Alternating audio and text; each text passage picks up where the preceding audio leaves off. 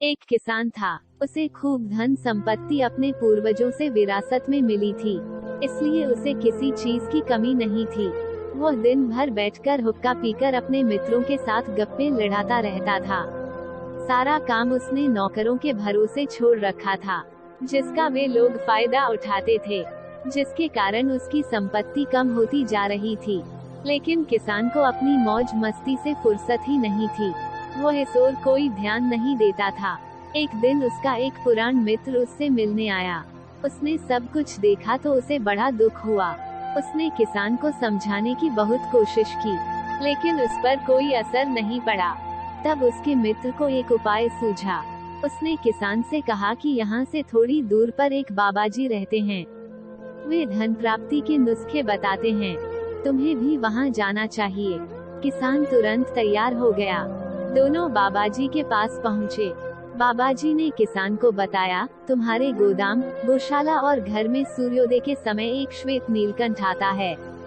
अगर तुम उसके दर्शन कर लो तो तुम्हारी संपत्ति बढ़ने लगेगी। किसान अगले दिन सूर्योदय से पहले ही उठकर गोदाम की ओर चल दिया। वहां पहुंचकर उसने देखा कि एक नौकर गेहूं की बोरी बेचने ले जा रहा है। मालिक को देखकर वह डर गया। किसान के डांटने पर उसने कबूल किया कि वह अक्सर चोरी से अनाज बेचता है। किसान ने उसको काम से हटा दिया। फिर वह गौशाला में पहुंचा।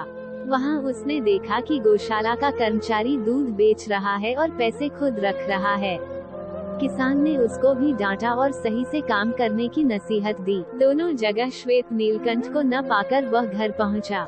वहां उसने देखा कि घर के सब लोग सो रहे हैं। एक नौकरानी घर के कीमती बर्तन चुराकर ले जा रही है। किसान ने उसको भी काम से हटा दिया। अब किसान श्वेत नीलकंठ के चक्कर में रोज गोदाम, गौशाला और घर के चक्कर लगाने लगा। उसके डर से कर्मचारी अब सही से काम करने लगे, जिससे उसकी संपत्ति बढ़ने लगी। लेकिन श्वेत नीलकंठ के दर्शन नहीं हुए। निराश होकर वह एक दिन फिर बाबा के पास पहुंचा। उसने बाबा से कहा कि बहुत प्रयास के बाद भी मुझे श्वेत नीलकंठ के दर्शन नहीं हुए।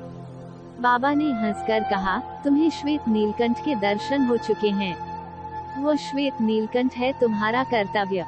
कर्तव्य का पालन करने से ही लक्ष्मी की वृद्धि होती है। सीख, हमें अपने कर्तव्य का पालन जरूर करना चाहिए, इसी से उन्नति होती है।